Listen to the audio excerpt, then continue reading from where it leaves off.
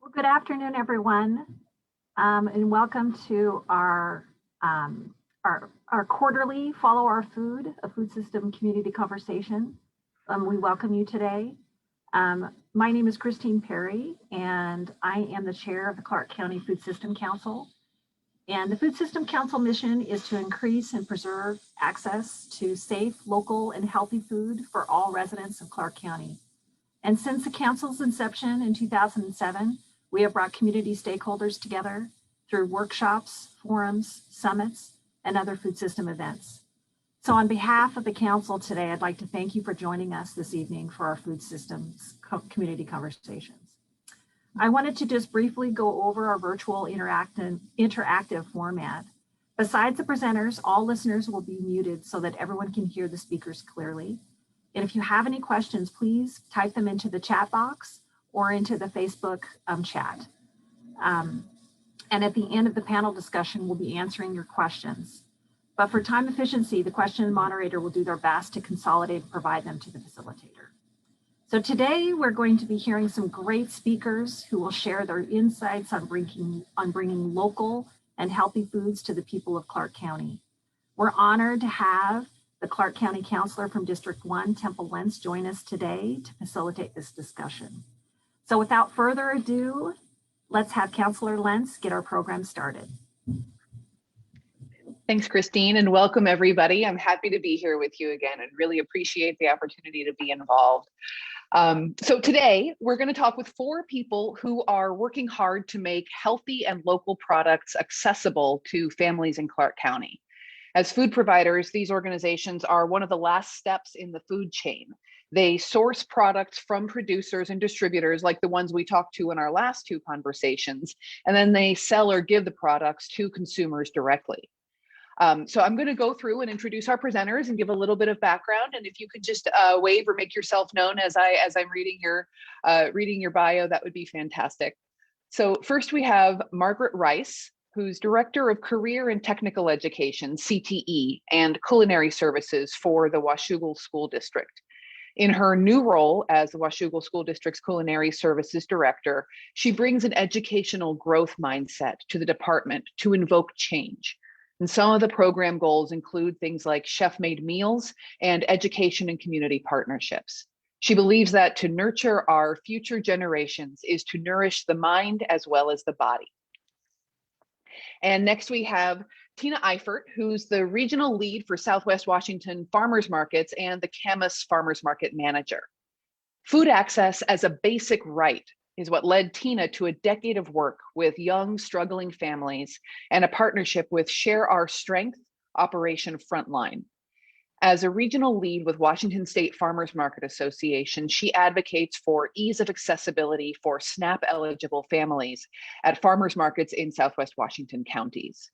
And in her 8th year as program coordinator at Camas Farmers Market, Tina demonstrates a passion for community building, youth education, and real food grown by small local farms. She thrives on collaborations with sponsors and agencies that facilitate fresh food access for vulnerable families. And next we have Kelly Ferguson, who is the lead dietitian at Peace Health Medical Center. Kelly often works with patients who are malnourished and food insecure, without access to food or lacking the energy to prepare meals for themselves. Ferguson's desire to help these patients succeed at home after being discharged from the hospital led her to develop a food pharmacy program. She works with her colleagues in food and nutrition and the hospital's mentor students to put together a 7-day supply of groceries that includes fresh produce and protein sources to treat malnutrition that are then delivered to the discharged patients. And Alexandra Yost is the previous owner of Our Bar in Washougal, Washington. And Alexandra is a community organizer, mother, chef, Washougal City Councilwoman, and entrepreneur. She's currently employed by the Washougal School District and is pursuing certification as a CTE instructor. She moved to Washougal in 2012 to open her first business, a restaurant called Our Bar, that served as a local hub for community activity until closing its doors at the end of 2020. We also have our question moderator, Laurel Moffat from the Clark County Extension, who's going to moderate the chat box and collect audience questions during the event. So at any point during this, if you have questions, just type them into the chat box or into the comments in Facebook, and we will we'll get those questions so that we can be sure that all of our panelists have a chance to answer. And then those are our introductions. So thanks everybody for being here.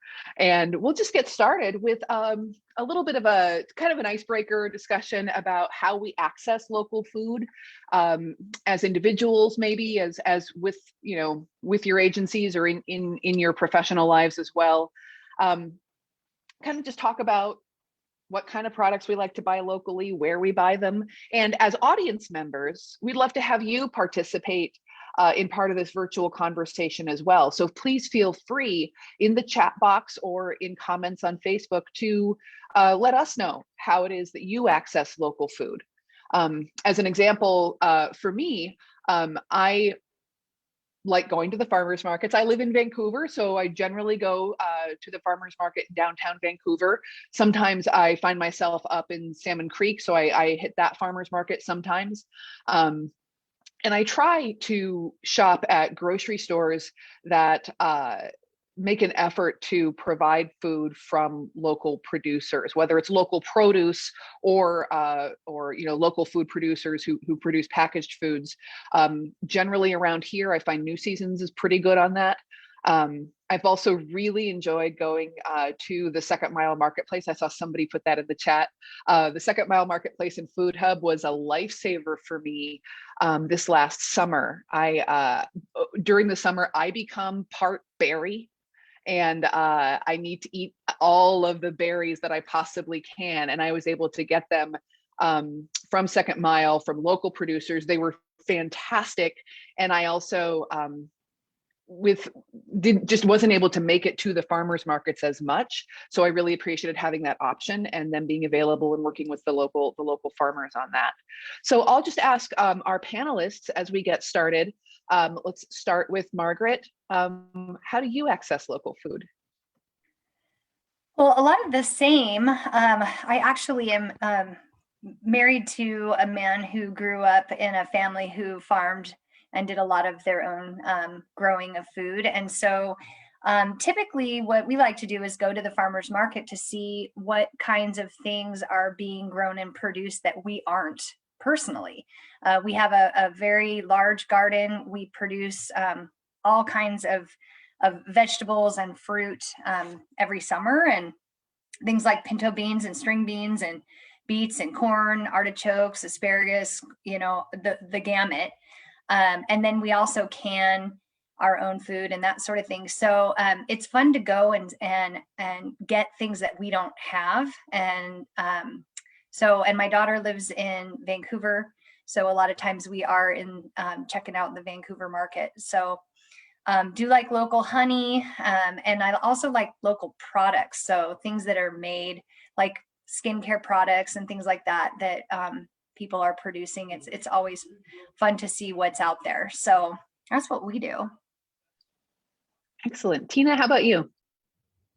Well, I'm a farm girl. I was raised on a 560-acre ranch in Southern Oregon. We ran primarily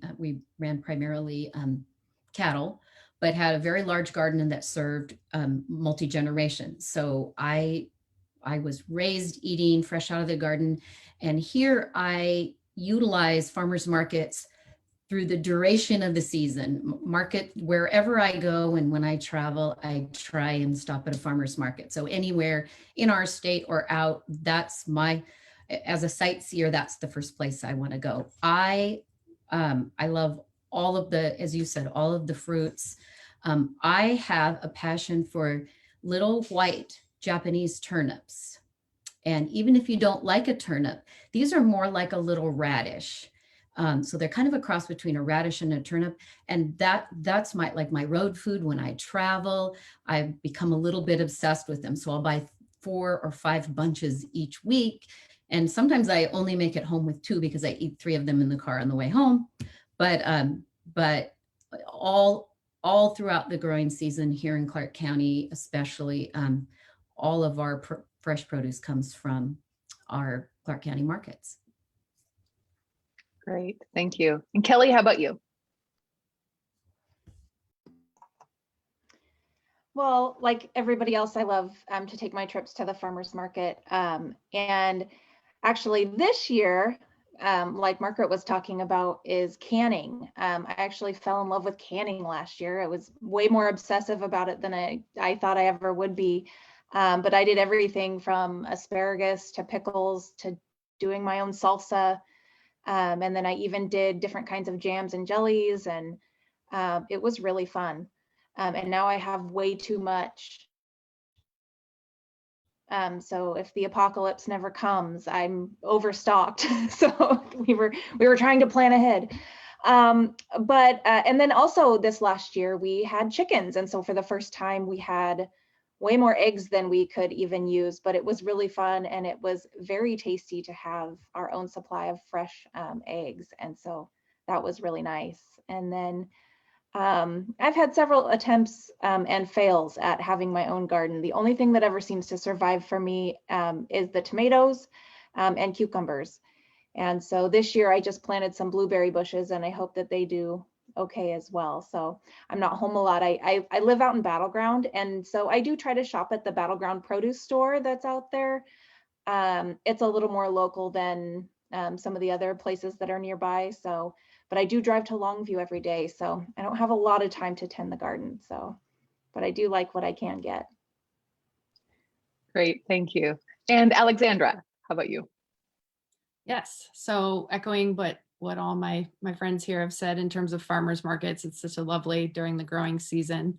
I also have a privilege of having really close friendships now after running the restaurant for almost 8 years with some of those farmers directly. So I'm always keeping tabs on their social media or getting emails or just texting them and seeing what they have growing, just going straight to the source, because I know sometimes the farmers markets, especially some of the smaller producers, can't necessarily get there, or they have too much kale left over. And one of the things growing up that my folks did, they also had an amazing garden, but we had a CSA growing up from when I was middle school all the way to moving out of the house.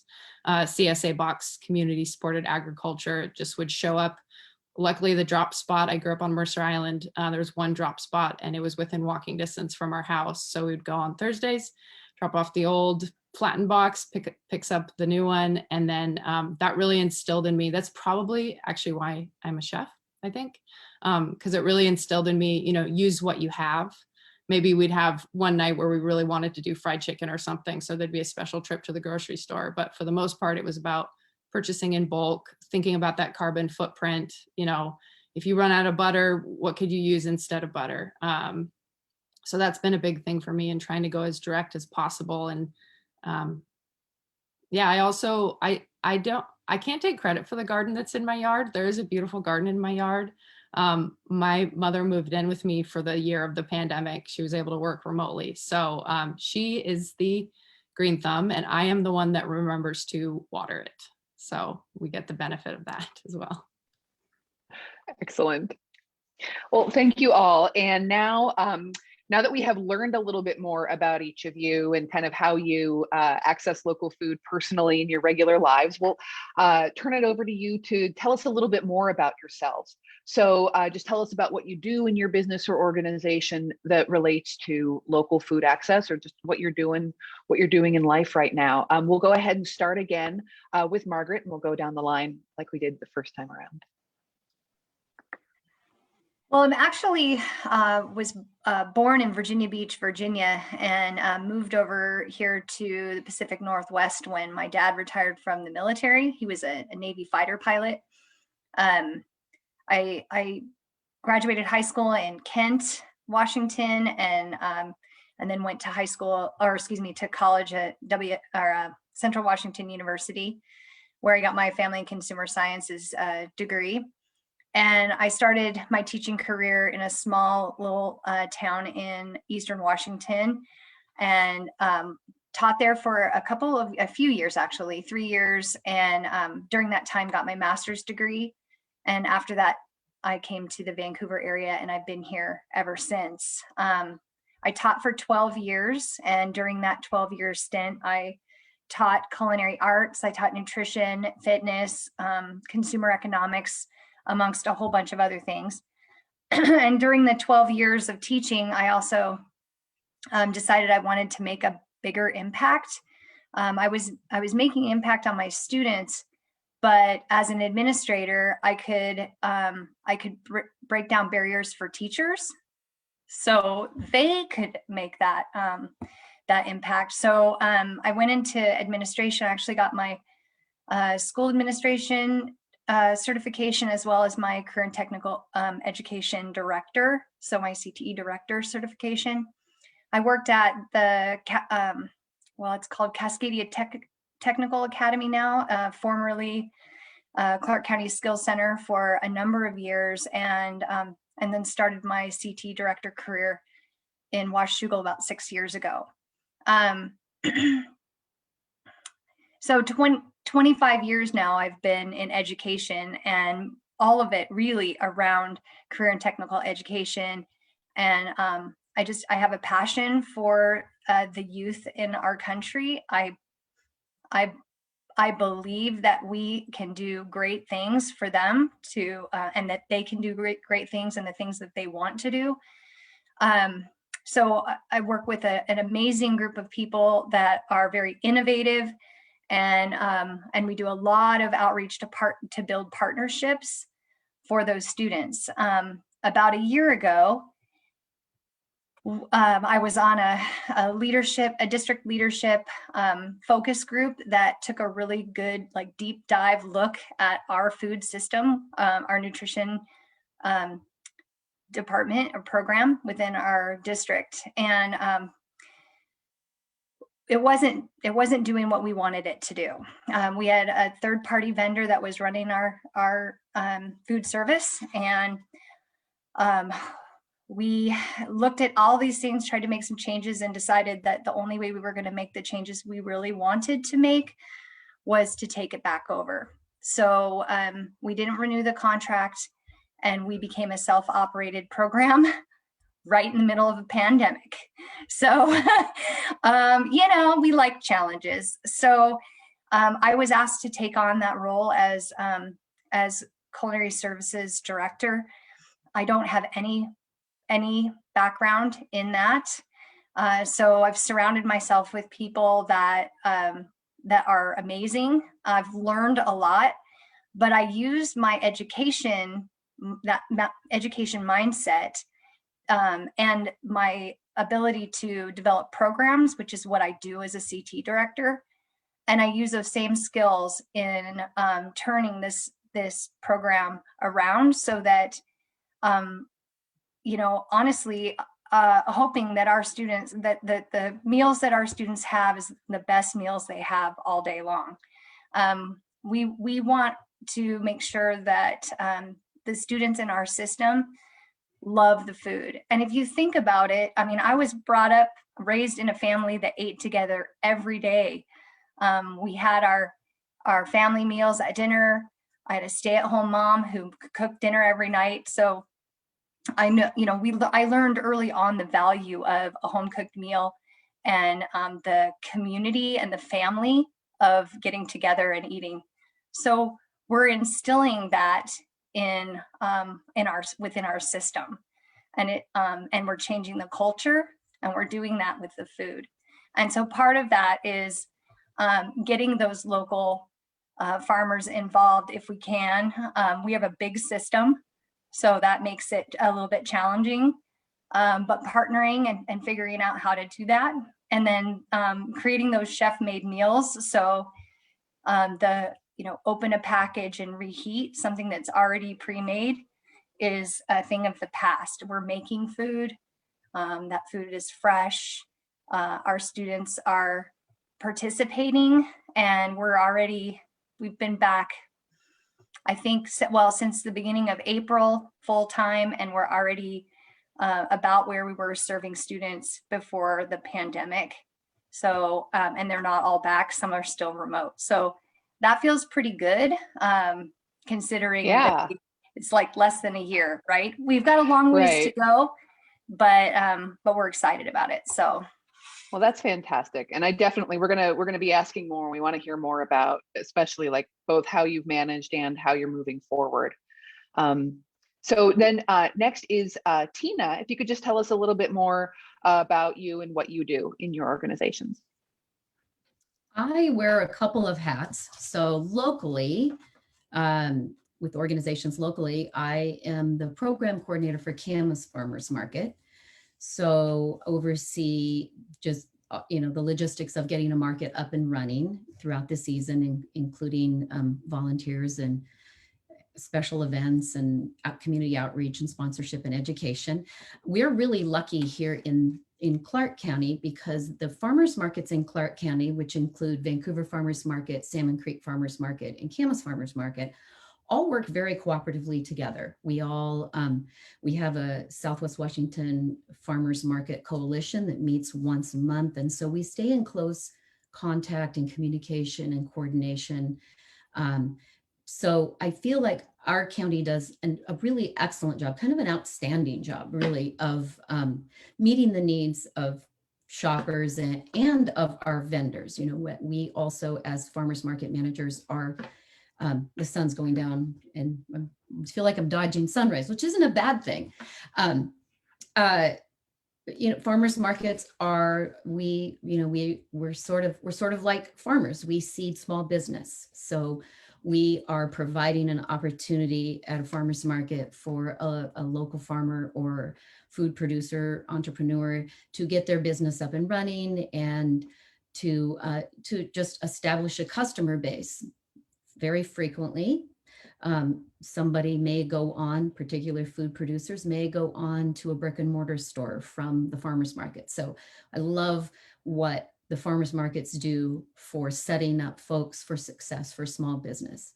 My other hat is as the Southwest Washington regional lead for the Washington State Farmers Market Association. And my role there, I work with four counties in Southwest Washington. And our goal is to increase the number of SNAP customers at farmers markets, to both educate them about what's available to them at a farmer's market, as well as increase use.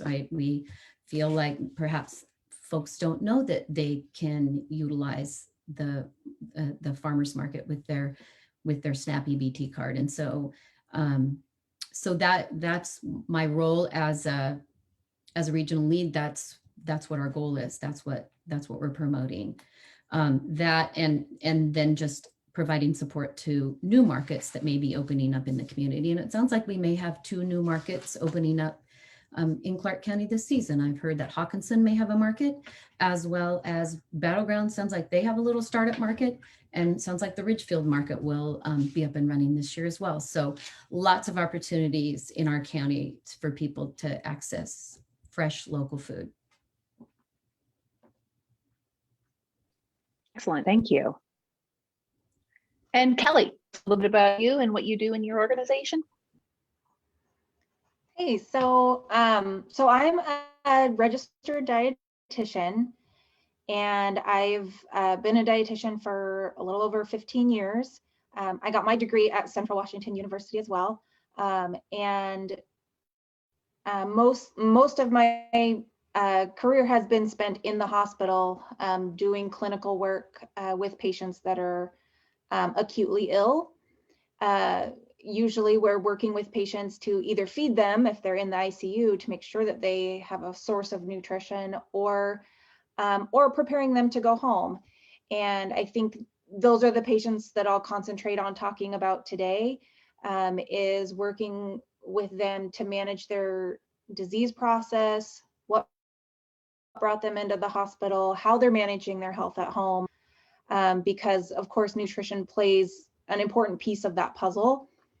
And as a dietitian, especially in recent years, and becoming more and more of an issue, is talking with patients and getting them set up for whatever their diet needs might be. It might be a new development of celiac disease where they're going to need a gluten-free diet, or low salt because they have heart issues or high blood pressure. A lot of times people will tell me, well, I can't do that because it's so expensive, or you're telling me to eat fresh fruits and veggies, but I can't get to the store, 3 times a week, because usually, especially if, you're over the age of 60 or you're cooking for one, keeping a stock of fresh produce in your house can be really challenging. And so recent years, this has it's been identified in community needs assessments that hospitals do to reach out within their community to see, what's going on, what can we help with, what is affecting people's disease management and health overall. And one of the number one things was food insecurity. And so we've been working to help address food insecurity first, meet some basic needs before we have these expectations of them following a rigorous diet, and cutting certain foods out when they're scrambling to just put food on the table. So, so recently it's even inspired me to have a lot of compassion for people who are sick, for people who are vulnerable. I recently went back to school and I got a master's in clinical bioethics. And so I'm hoping to use that more for issues like this, where we need to be reaching out to public health and other local community resources. And so that's what we've started to do in our hospital with food insecurity initiatives. And so, which is the food pharmacy program, which in no way is a unique idea. A lot of hospitals in our area, and I believe so nationwide, are really addressing the food insecurity piece, because if somebody can't feed themselves, they probably can't fill their medication either.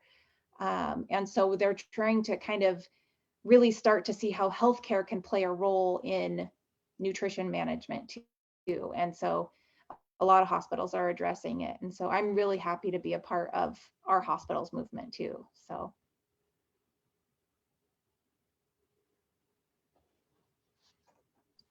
Trying to unmute myself there. Thank you. And Alexandra, can you tell us a little bit more about you and what you do in your organization? Sure, thank you. Yes, so I was born and raised in the Northwest on Mercer Island, as I mentioned. My folks are still there in the same house with that lovely garden.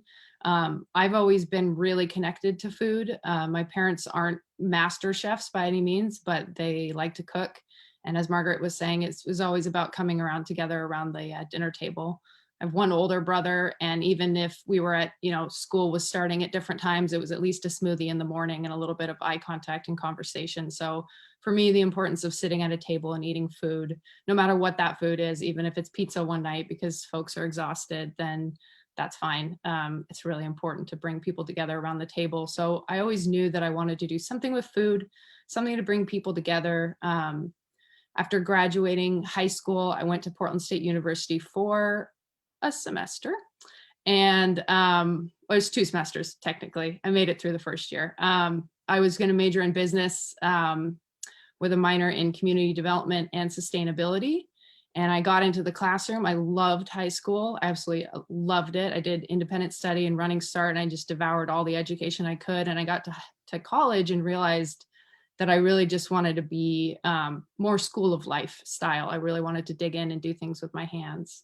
So I ended up waiting tables for a year in downtown Portland, and then found my way into Oregon Culinary Institute, which at the time was just kind of a scrappy group of chefs, as most chefs are. And it was I think I was maybe the 2nd or 3rd graduating class. So we went from about 32 students to 12 in our graduating class. And it was an incredible experience. I was working in kitchens the whole time, and I just never looked back from there.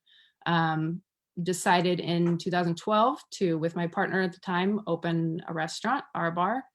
And at the crux of that was, we had this huge communal table. It could seat comfortably 8, but for the most part, there was at least 12 people around that table, all crammed together, neighbors bumping into each other, people from Camas being, oh, what are you doing in Washougal, and from Vancouver and Portland and beyond. So that was a big chunk of my life. I think it's, restaurant years, you can add about 10 to every 1 restaurant year. So I felt like many, many years of my young life doing that, but it was all, for the most part, such a joy. And I loved bringing people together, just like my folks did around the table.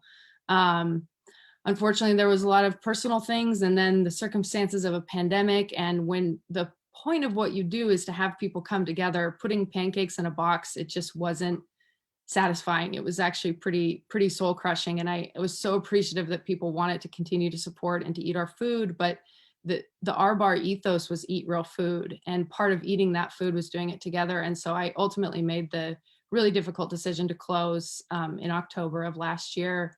And I was on the CT advisory committee at the high school. So I knew Margaret, also, you know, coming into the restaurant, we served a lot of teachers.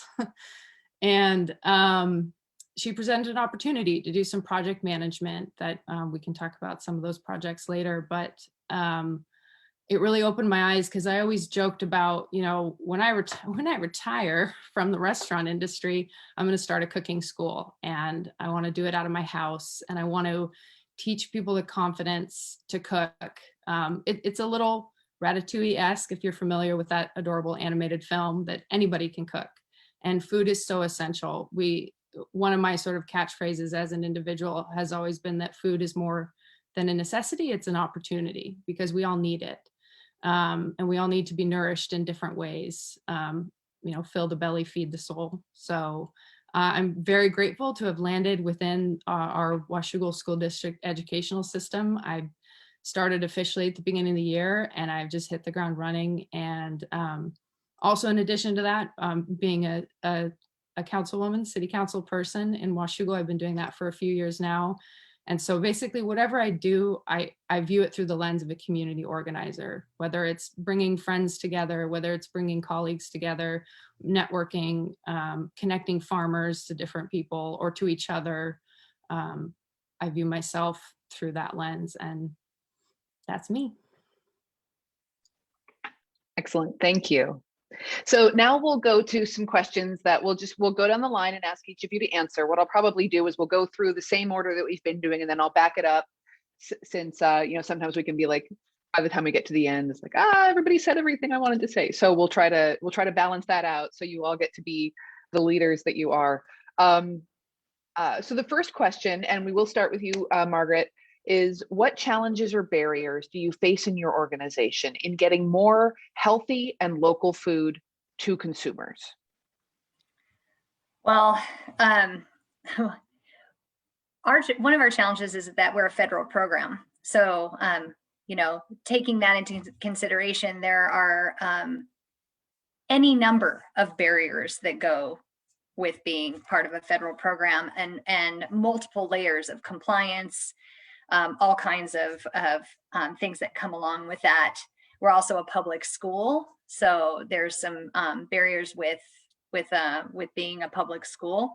But honestly, I think the biggest barrier with getting fresh, I mean, we're talking fresh local food into our system, is the quantity. We have 3,000 students that we serve every day, and that doesn't include the adults in our system. So to give you an idea, I mean, when we have broccoli on the menu, for example, we need 225 pounds of broccoli for that one meal. And if it's strawberries, we need 30 flats, which equates to about 240 pounds of strawberries, right? So it's really about the quantity that we need to bring in. You know, and that's just where we're at right now after less than a year of running this new program.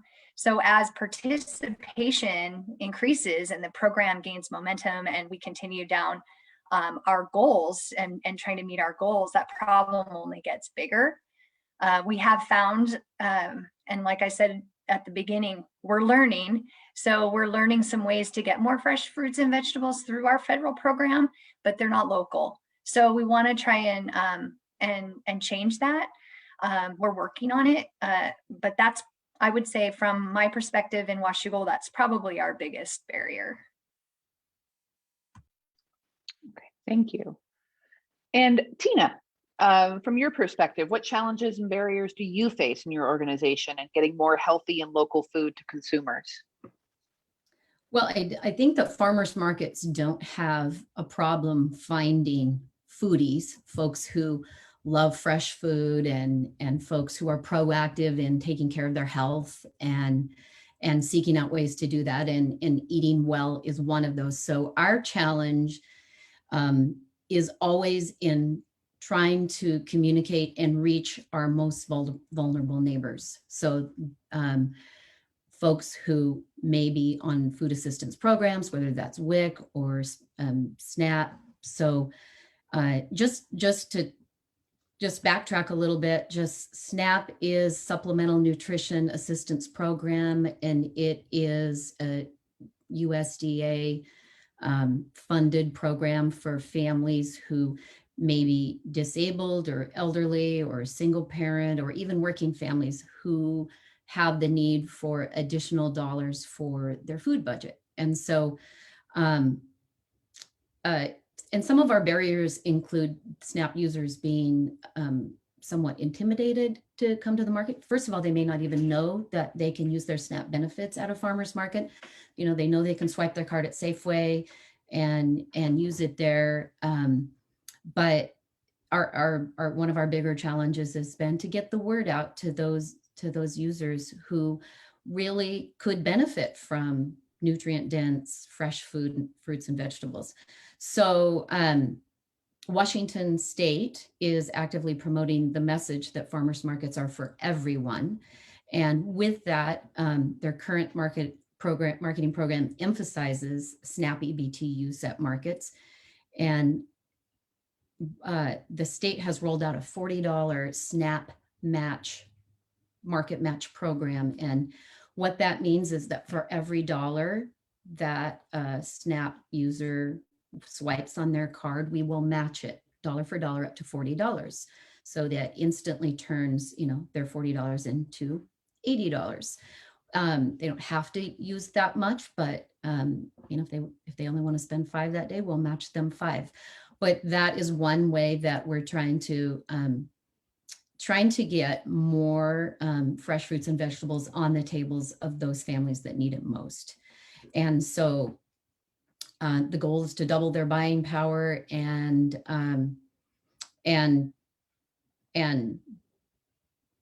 those dollars, Washington State does their program a little bit different than Oregon. So the state of Washington, that they have a common currency. So that match currency looks like little monopoly money. It's a single dollar value, and it can be used at over 100 markets in the state of Washington. So they may get some SNAP market match dollars at Camas Market, but then on the weekend, they may be at the Vancouver Farmers Market and they could use those there. So they can use them across the state. So for us, the challenge is communicating to those recipients that they are not only welcome, but encouraged to come to the market. And, there are sometimes some cultural and language barriers that keep them from coming and using the services there and accessing that, but we're working on that. We'll talk about that a little bit later. Great, thank you. And Kelly, what kind of barriers exist for you in your organization? So it's a little unique for me in that traditionally healthcare has not been associated with being a direct provider of sustenance of other than medications and medical treatments.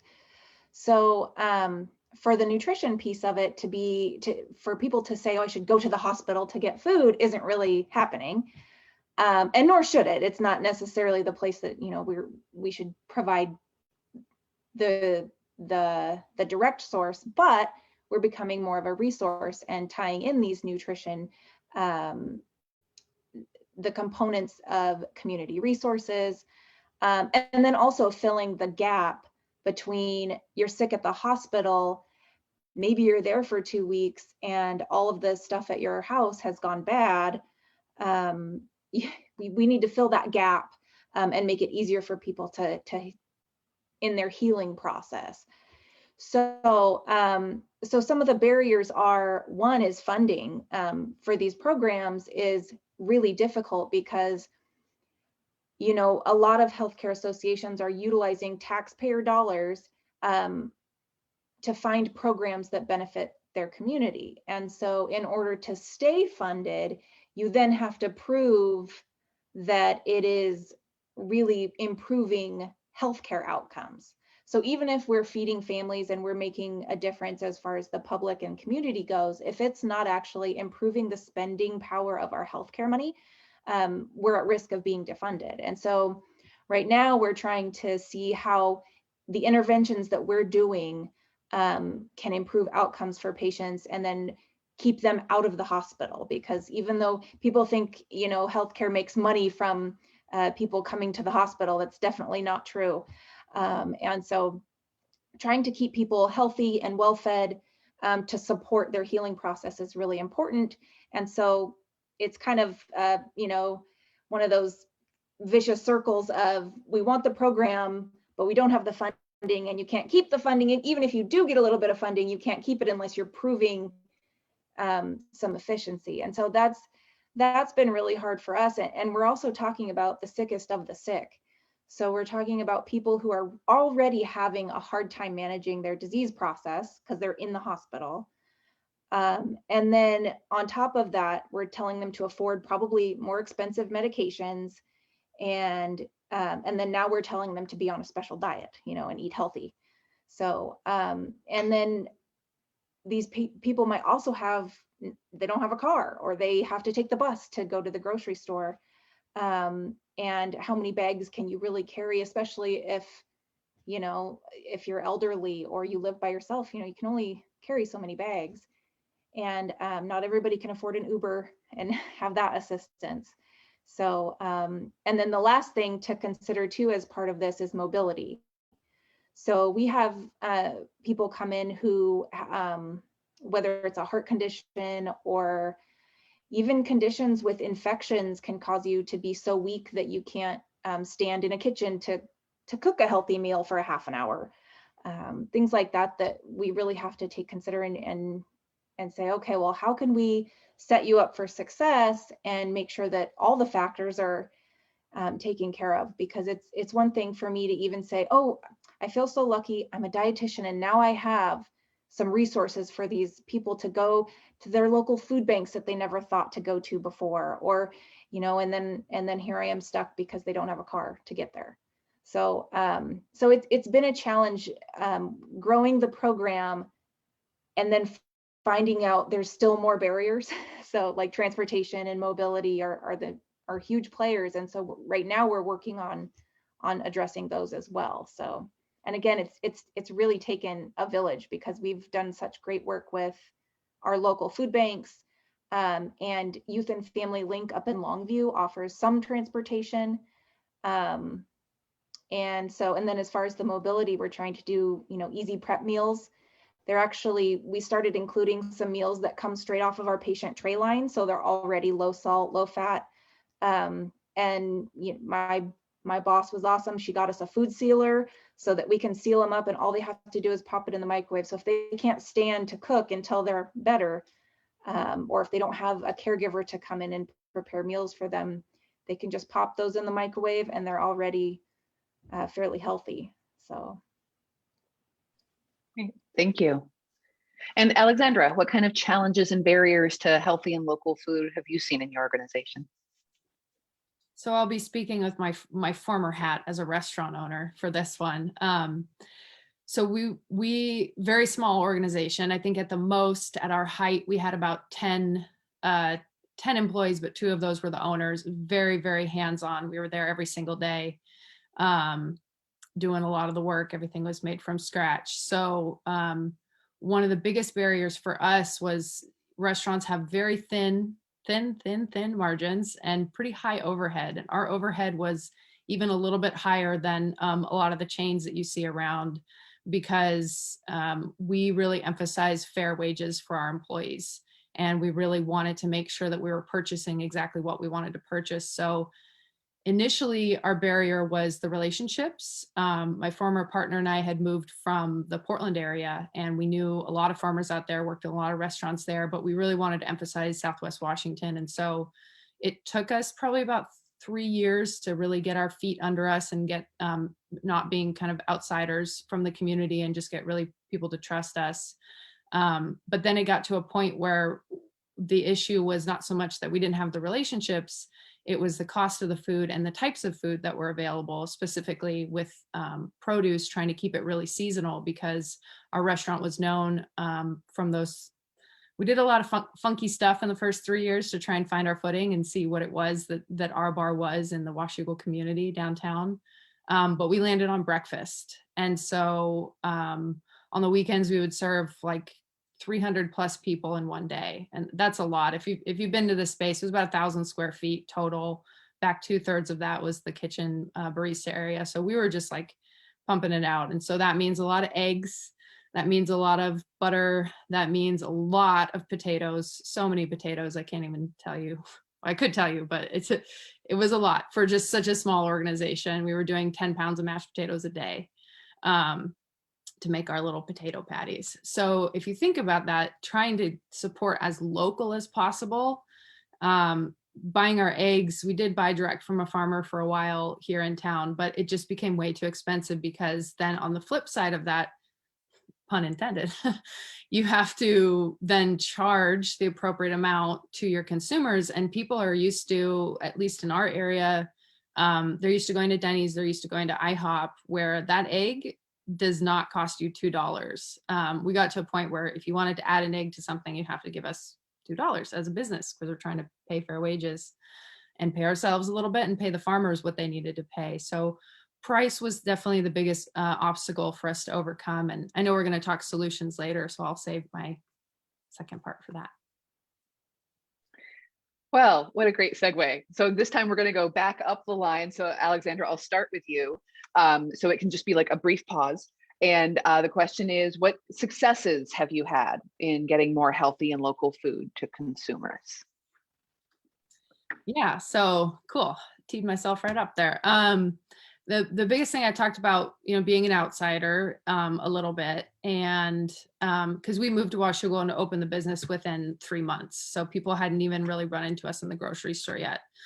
But we did live right downtown, so they saw this we were sort of the young hippie couple. It was before hipsters were really a thing yet. Young hippie couple coming from Portland, and so 2 things that we did to build trust. One was to be really open and transparent and honest about how we ran our business and who we wanted to source from. And then also we made sure that our faces were there all the time. My back, unfortunately, was turned a lot because I did all the cooking. But my former partner was always out in the front.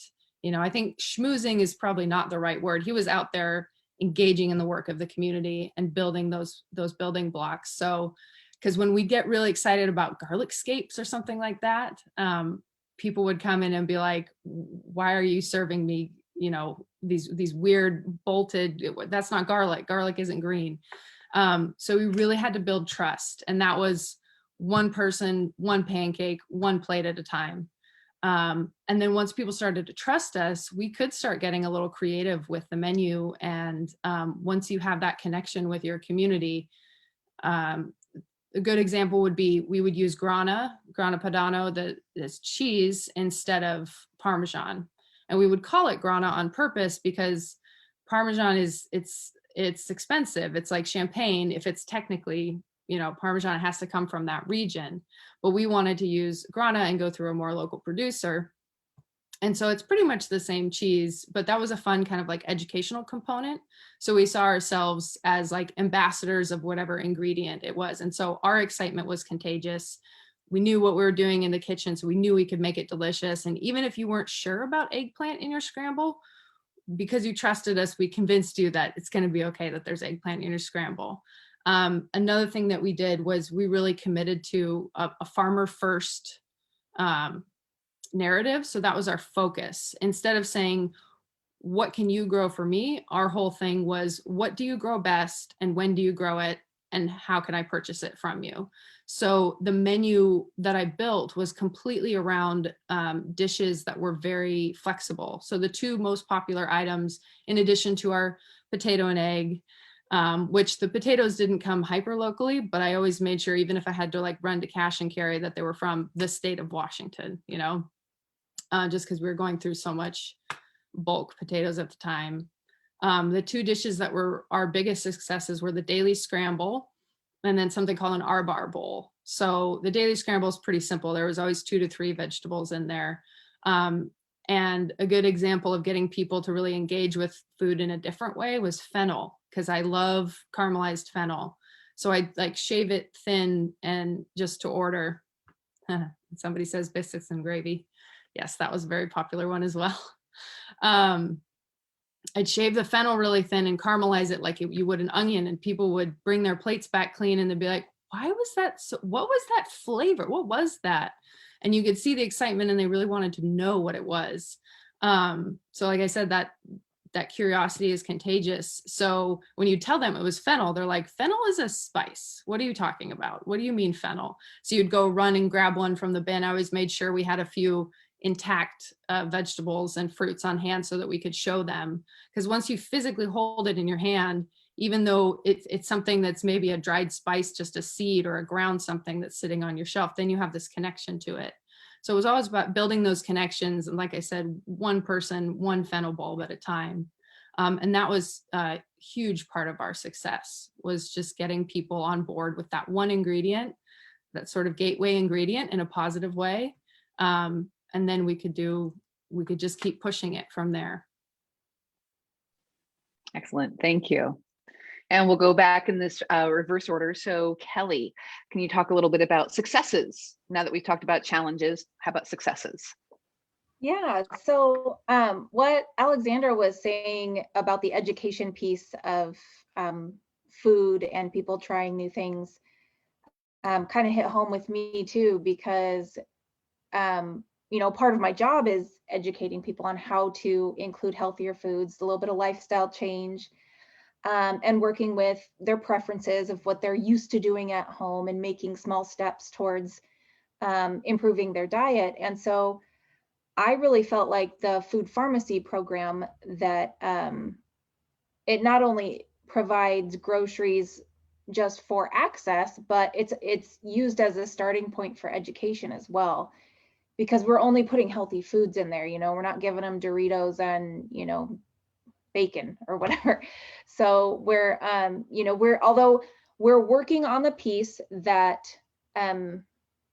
maybe including some local farmers markets or grocery stores gleaning, that's a little bit down the line. Our program's still fairly new in the grand scheme of things. And so, but we include healthy proteins that are low in fat. They're, you know, whole grains if we have them, and then always fresh fruits, veggies. We do yogurts. We do, and also things that are easy to make. Like I was saying, food from our patient tray line that's easy prep items. And I found that it made my job so much more satisfying, being able to meet somebody where they're at, instead of giving them a handout that is useless to them because they're worried about even being able to afford, you know, what's going on at home. So so it's much more effective when you have something to show them, like, this is what your grocery bag really should look like on your way home, instead of, you know, just boxed prepared items, top ramen, you know, Chef Boyardee type stuff. And not that they can't have that stuff, but, you know, maybe those are the last minute things if they have to. But I do find that I can connect with people a little bit better now that I'm talking more in their ballpark of what they're actually able to do. So the program actually really promotes an education piece of it, and then giving them the tools to be successful in the long run. So that's been really good for my own morale and for the hospital as well. So we've in 2019, unfortunately, I don't have more recent data, but with over a year's worth of data collected just in the first year, it was shown to decrease the number of emergency room visits, which can a majority or at least part of the time lead to a hospital admit for these patients that we enroll in the program. And so they saw a decrease for any of the people that we enrolled in the program had fewer emergency room visits, which saves healthcare dollars.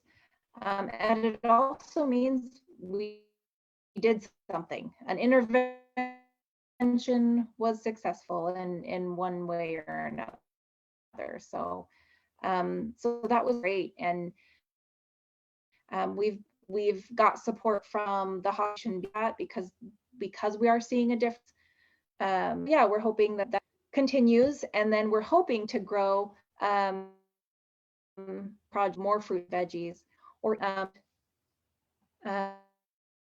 some of our local food banks with fresh produce. So to make sure they have everything they have on hand.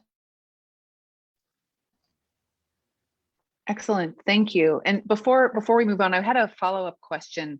You talked about the emergency room visits, and earlier you were talking in the challenges part, you were talking about some of the data collection that you need to do to be able to show positive health outcomes. Have there been other areas where you have been able to make those connections, and what kind of data collection have you been able to do, and what has it shown? So that I'm really glad that you asked that because I forgot to include a couple pieces.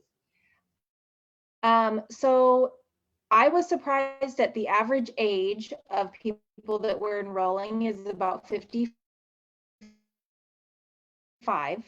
So for some reason in my head, I was expecting it to be an older or younger. And I think that it's important to kind of call out, hey, you know, even if they are mobile, even if they might be more likely to have still having some trouble putting food on their table between 20 and 30% of the people that came to the hospital or discharging to a hotel. So they didn't have a structured home to go to after, you know, where they have reliable refrigeration, electricity, and food storage. So we actually were able to customize their bags. So we didn't send them home with perishables, but we did their food and still connect them with community resources. And up in Longview and Vancouver, there are meal options. And I know that the pandemic has kind of thrown a wrench in some of those, or altered that timing wise in some form or another, but I know 30 days after they left the hospital, and then again 60 days, and of people still answering their phone. This is a difficult population to get consistency with, but of those people answering their phones, about half say that they weren't connected with resources before, and half of them had connected with resources since. So kind of connecting the dots for them. That's great, thank you. And one more statistic, that we've almost fed 500 people since it started in 2019. So that's patients, right, to include their family. So nice. Okay, Tina, so how about you for successes to offset the challenges with getting healthy and local food to folks? One of the successes that we have a couple actually. One of the current one that we're working on that we're trying to get ramped up is in cooperation with Vancouver Farmers Market, Washington State University Extension, SNAP Ed. We've created SNAP market tours specifically for SNAP consumers. And so we want to help familiarize SNAP shoppers with the protocols and just how a farmer's market works and how they can get the best out of it. Many years ago, several decades ago, I worked with families, young families in, I was a client advocate for single parent families who often, many of them were often homeless, had one or more children.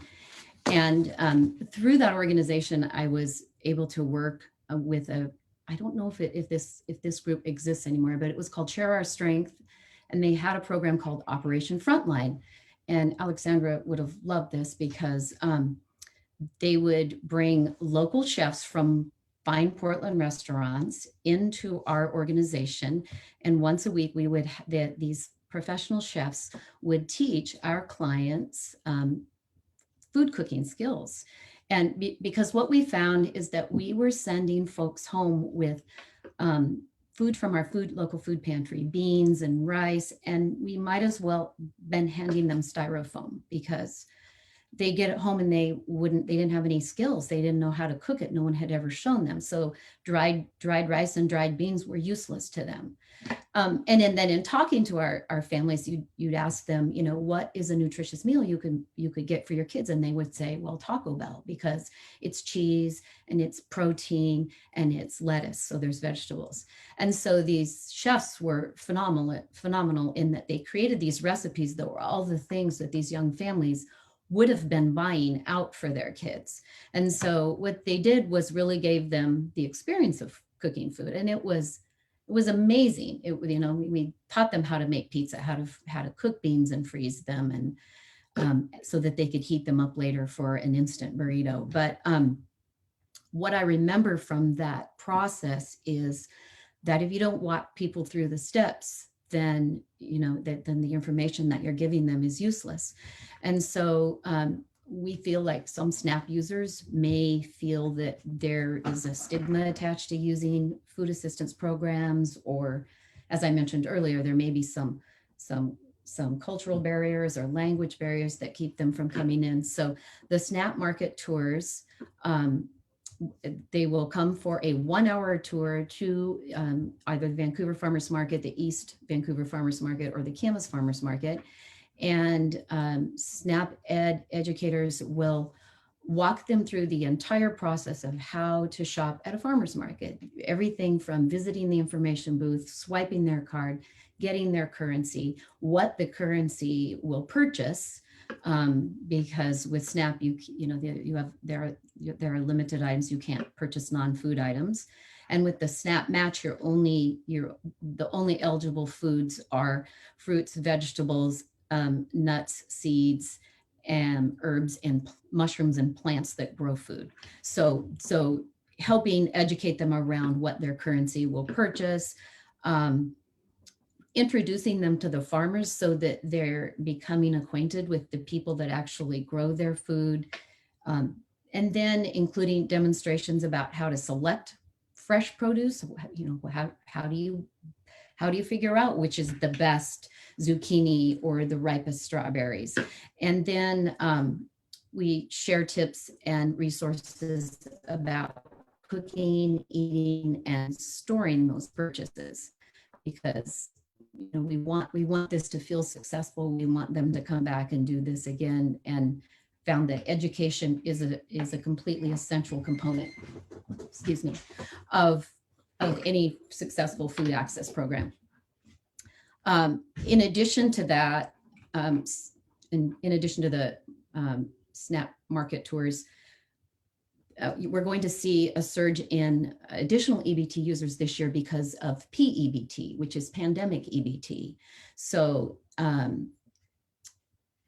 the pandemic EBT cards have gone out and they're circulating in the community. So we have many families in our community right now who previously may not have been eligible for SNAP benefits, but they are this year, because if their child was eligible for free or reduced lunch outside of the pandemic, they will get a pandemic EBT card for each of their children. So we expect to see a real surge in EBT use across the board. Those will spend exactly like their regular SNAP EBT cards. They'll have the market match benefit as well. So we're hoping, again, to see more nutrient dense food on tables in our communities. The other successful program that we that it exists across the state, but all the markets locally participate in, is a program called Produce Pals. And so children 3 to 11 can come to the farmers market, participate in a brief learning activity, usually having to do with nutrition, the environment, fitness, any aspect of wellness or gardening. And then after they've completed their activity, they're given a $2 token that they can spend with the farmers for fresh fruits and vegetables. The farmers are encouraged to only accept those from those children, not from their parents, so that the kids have the buying power. And so again, we're building relationships with our youth, with the people that grow their food. And so kids, they start to recognize Farmer Dan by name and Eddie the Apple Guy, and that's where they're making their purchases. So they've made a connection and created community around where they're getting their food. That program is a huge win both for our kids and for the farmers, because it increases sales for our farmers, as does the SNAP EBT match program. So that's benefiting both our consumers and our local farmers. So in all of those programs, we're just trying to build community with the people that grow their food. Great, thank you. And Margaret, how about successes that you've seen? Well, I'd say the biggest success is really around the healthy aspect of things, and just literally changing our program. So, taking our program from a pre-made product to a scratch-made chef-made product. We're seeing that by the participation that our students are doing. I think another way that we've become successful, and again, this is not even a year that we've been doing this. I don't have nearly as much to share as everyone else, but we've discovered that I shared earlier that we are a federal program, and we have discovered that we can shift some of our federal commodities dollars into fresh fruits and vegetables. And so we've done that. We've invested in a vacuum sealer, a dehydrator, so that we can preserve those a little bit better, use them later, so that we're maximizing those fresh fruits and vegetables in different ways. We're also, by doing that, we're providing our students with food that they've had before, but in a different form. And some of them may have never had some of those. So it's kind of exciting to do that. I think another thing that has been really super successful this year, and strangely, it's because of the pandemic. One of the parts of this has to do with free meals. We've been able to provide our students and our community this year with free meals, and those meals are reimbursable meals. And so I think that's also been a success, because it's allowed our students to try the meals and not have to worry about money to pay for those. And it's given us an opportunity to showcase the new program and get them to try it, and encourage that participation. And you all know as well as I do, once you've had it and it's good, then it's like, oh yeah, I want to come back for more. That's awesome. So those have all been really, I think, successful things this year. So. Great, thank you. And so we have one more of the planned questions, and then after that we would have questions from the audience or other questions that have come up. So if you're watching, whether on Zoom or on Facebook Live, and you have any questions for our panelists, please type them into the chat or into the comment boxes on Facebook, and we'll make sure that we get to them after we do this next round of questions. And I'll just go back through the line, starting again with you, Margaret, for this last one here. So as food providers, you play an important role in our local food system, and what you do depends on other parts of the system. So what recommendations do you have for other actors in our food system, whether that's food producers, distributors, policymakers, others, that would support your work of getting healthy and local food to tables in Clark County? That is an amazingly big question.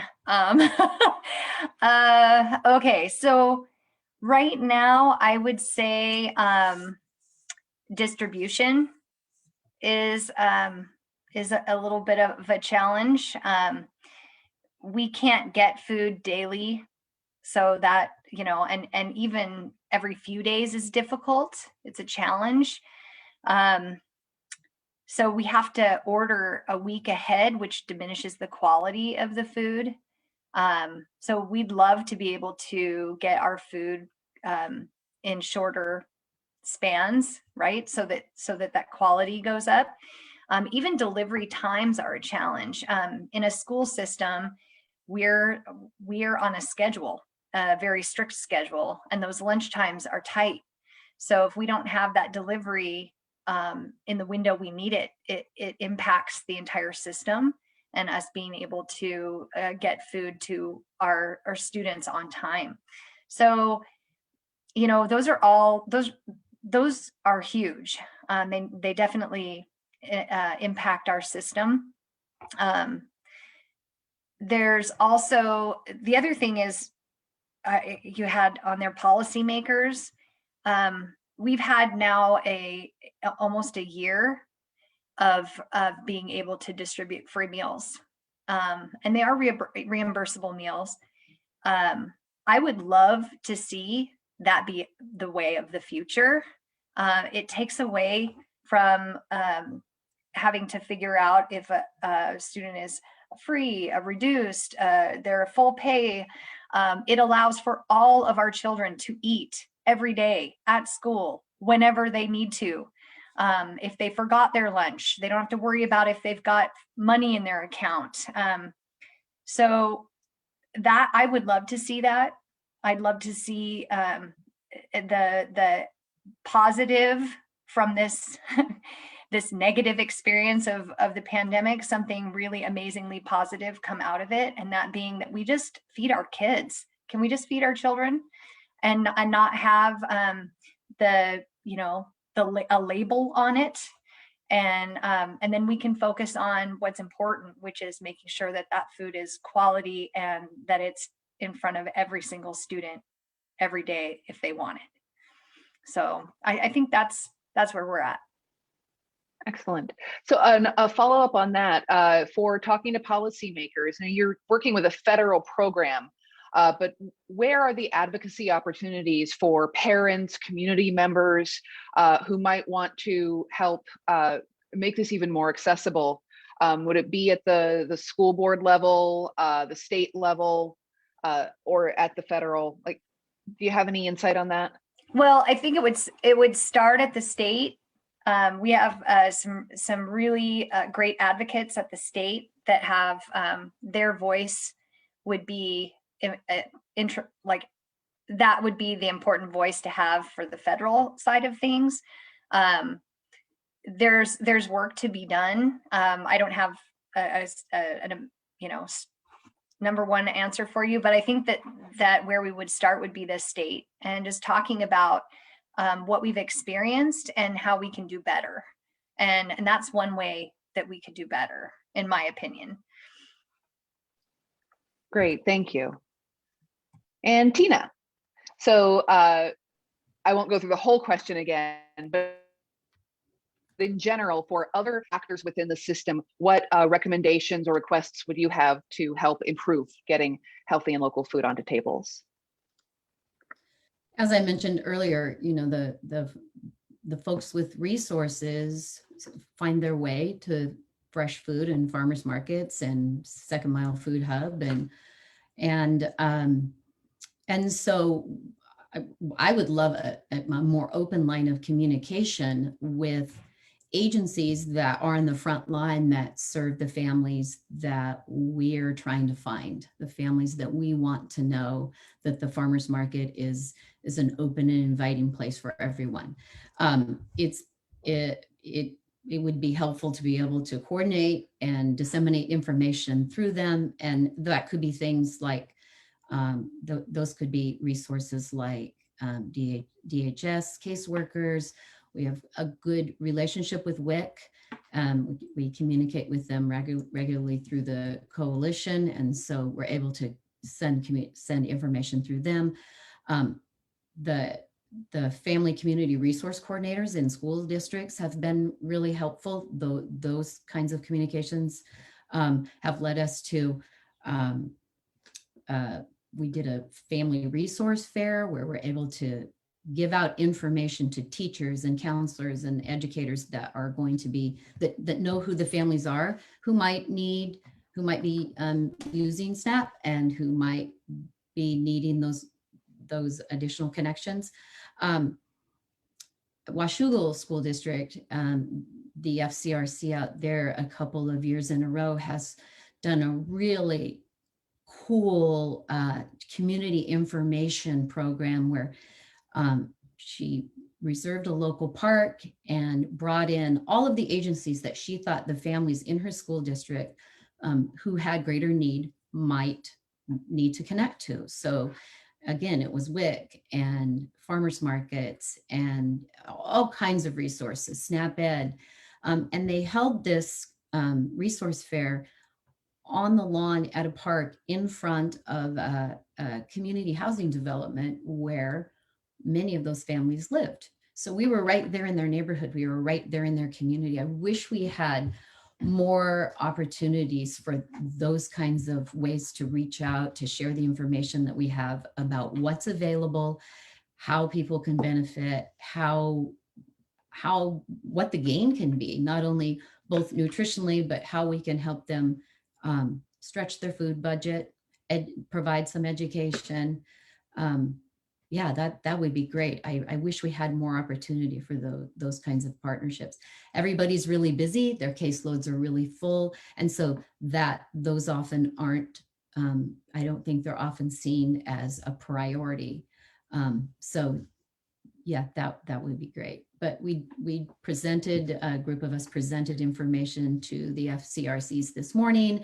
We're presenting on a Zoom to DHS on Friday. So, those things are happening, but I wish we had an ongoing conversation and line of information so that we could just continue to give them flyers and information that they could actually hand to the folks in their community that they know need it. This last year with the pandemic was really difficult because no one saw anyone in person. So you can't hand someone a brochure. You can't give them a little wrap card explaining everything the farmers market can do for those families. And we didn't have the Produce Pals program because we had to do low touch. So yeah, that did create a communication breakdown for us and a block in resources at a time when people needed it most. So we're looking forward to this year and being able to, slowly ramp up and hopefully as we see people face to face, they're sharing with their friends. We're gonna, we're exploring some.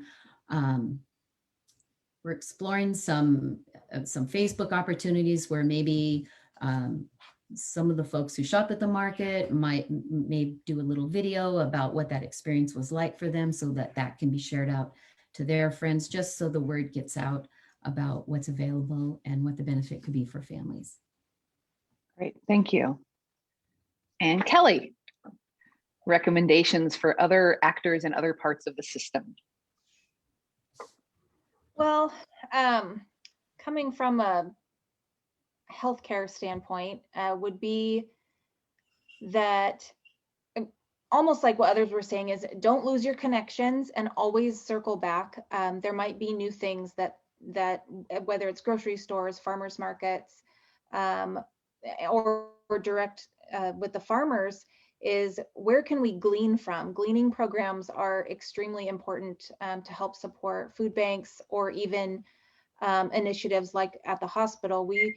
there's been talks of trying to do a local community garden and things like that. And so keeping the word out as far as what resources people have to offer is really important, instead of putting it all on the backs of people looking for services. So I think kind of, really putting your services out there and what's available is really important too, for others to catch on to, for word of mouth. And another thing is that the work is being done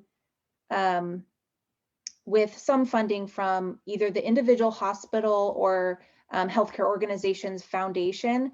And those foundation dollars usually come from donors.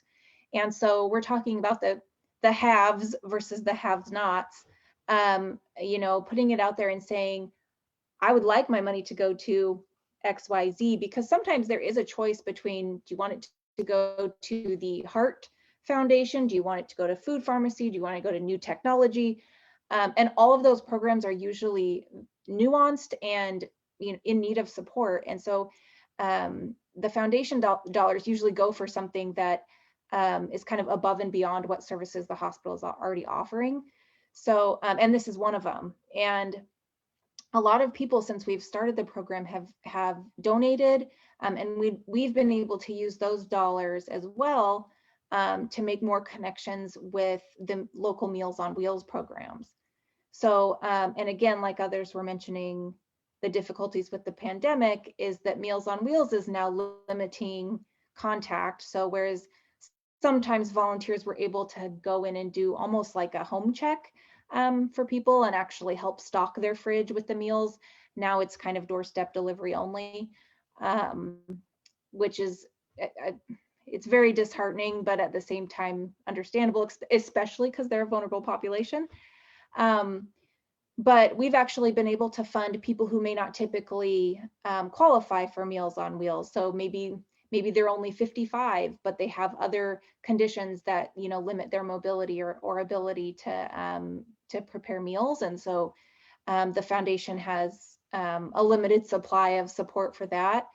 And then also my future goals are finding ways to support those dollars that if we're able to prove success of this program, those dollars might go back to the community to help support people's health overall from a public health standpoint. So maybe we can use our purchasing power at the hospital to help buy more produce directly for food banks, or to work more closely with farmers markets too.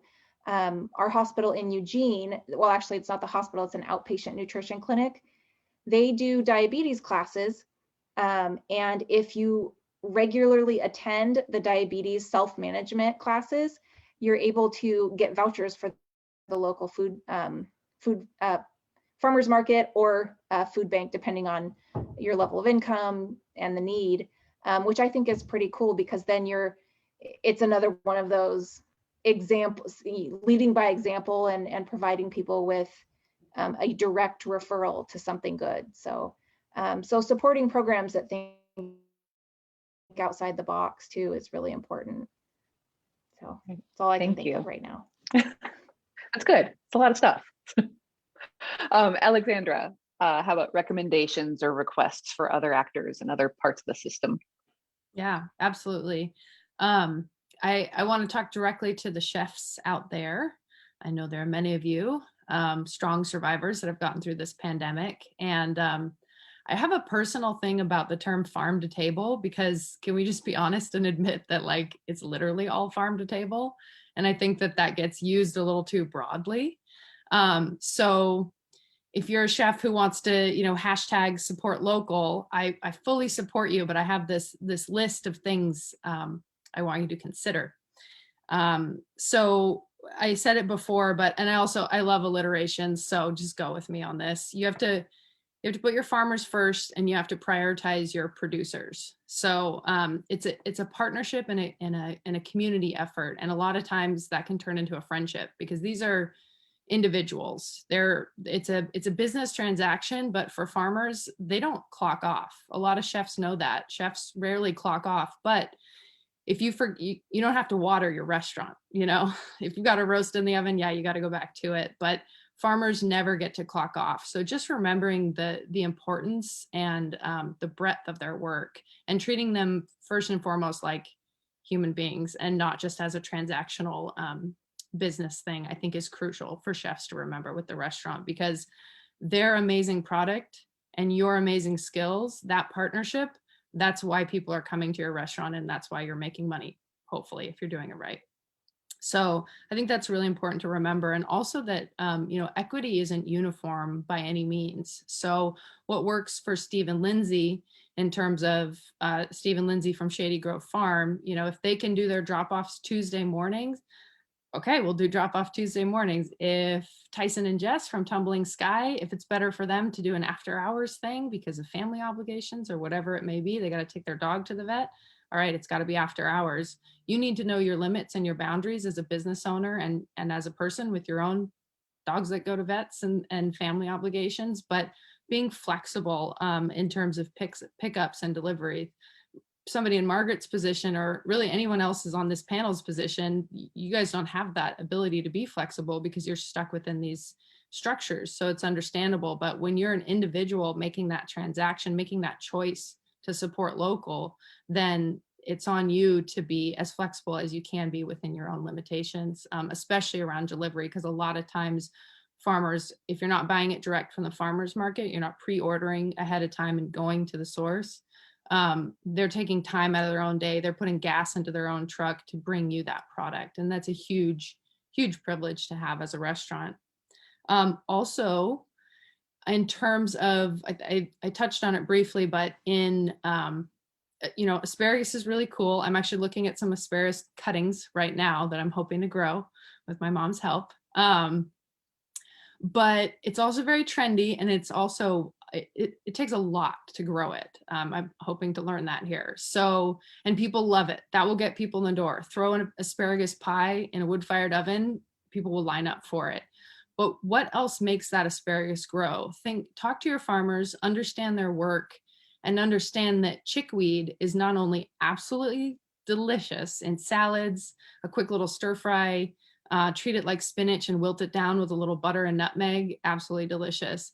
Chickweed is an incredible cover crop. It grows like crazy and it helps amend the soil. So work with your farmers and say, hey, I want to get to that beautiful tomato. I want to get to that perfect potato. I want to get to that, money maker asparagus stalk. But what do you need to plant the rest of the year that's going to make that soil a perfect condition, in that environment a perfect condition? So knowing what those in-between crops are really important. And that just comes back to trust. So trust the experts, the producers, the farmers, value that relationship. And if you can, go visit the farm if you have that type of relationship, so you can actually see and understand the work, so that you can then communicate that to your consumers, because you're going to be that go-between. If somebody is frustrated and they don't understand why they can't have a tomato right now, why can't you just throw avocado on it? Well, here's the story of the avocado. And it's not to make people feel stupid. It's not to make them feel like, oh, I should have known. You're an ambassador, you're a steward of that avocado's journey, of that tomato's journey. And so it's important that you know where it comes from. And then my last piece of advice for chefs would be to always prioritize local over organic, because for a lot of smaller producers, it is really hard and very expensive, and it takes years and years to go through that process to be certified organic. A lot of farmers are already doing everything. They've been doing it forever, but getting that stamp, that seal of certification and approval from the powers that be is a huge barrier for some farmers. So just know that when you're supporting local, it doesn't always have to be organic, certified organic. It most likely will be done with organic practices. So that's what I have to say to the chefs out there. Excellent. Thank you. So I've got one question here from audience members, and I'm going to ask it for all of you. So we'll just say, if you feel moved, please weigh in, and we can make it a little bit more of a conversation here with our last couple of minutes. What would your food utopia look like If you could design a world with great food access for everyone, what's one thing that would be important in reaching that food access goal?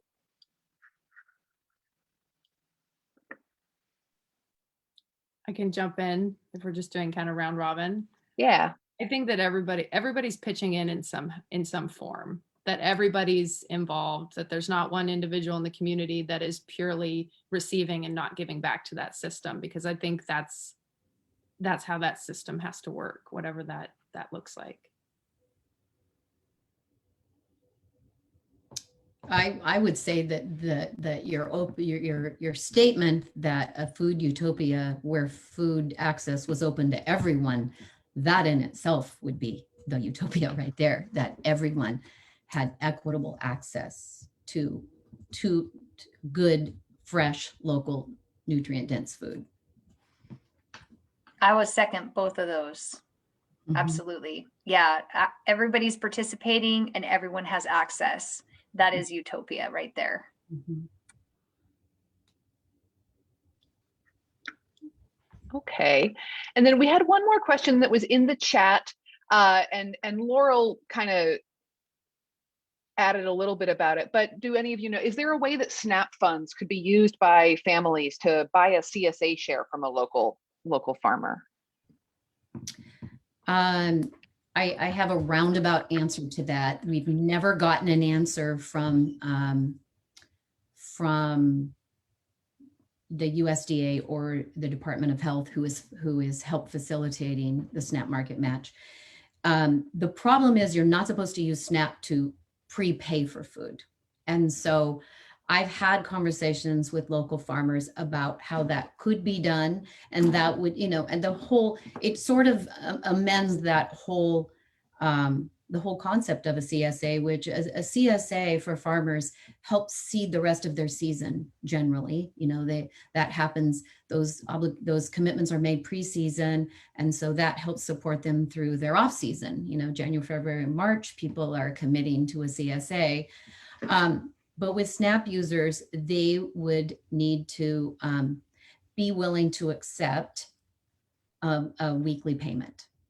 Or even a monthly payment, but again, you're not supposed to prepay for food with that. So I've had a conversation with a farmer that is at one of the markets, and they are willing to, so they want their SNAP customer to be able to use their match dollars to buy their CSA. And so they are going to allow them to pay for that, just a weekly installment with their match dollars. So that's how that works. But they Excellent. they could not come in, early in the season, cash out, their entire SNAP budget for the month and prepay for that. That's not how SNAP was designed to be used. Yeah. Thank you. Mm-hmm.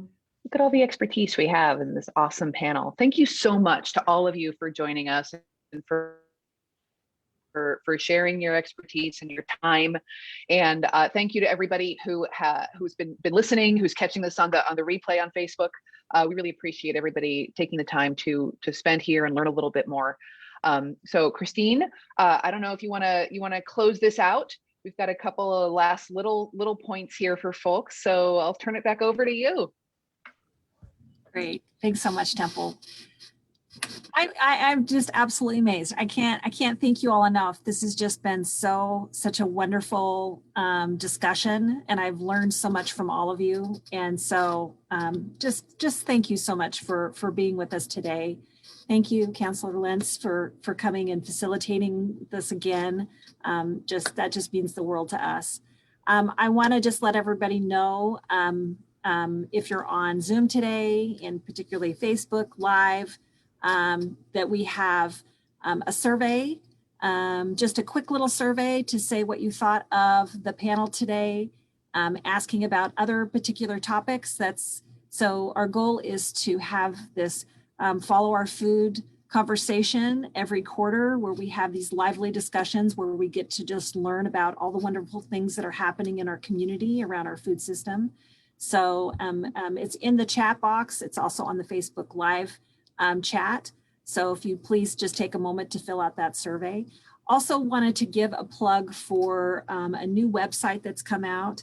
WSU Extension used to have the Farm Finder, and it's now through a lot of different partnerships around the state. There's a new website that's called Eat Local First. And it's a website where people can go into and look at where they live in their community and find all the different types of local areas, from farmers markets to restaurants to CSAs to schools. That's also in the chat box. That'll also be on our Facebook. The Food System Council is going to be having our website as being maintained. So that'll also be, once our website is up and running again, that'll be on there. So again, can't thank you all enough for coming and joining us today. This will be, this is, as you know, this is recorded. So if those who couldn't catch it today, it will be playing on the Food System Council Facebook page so that you can catch it or share it for others to see. I've just learned so much. So again, thank you so much for coming tonight.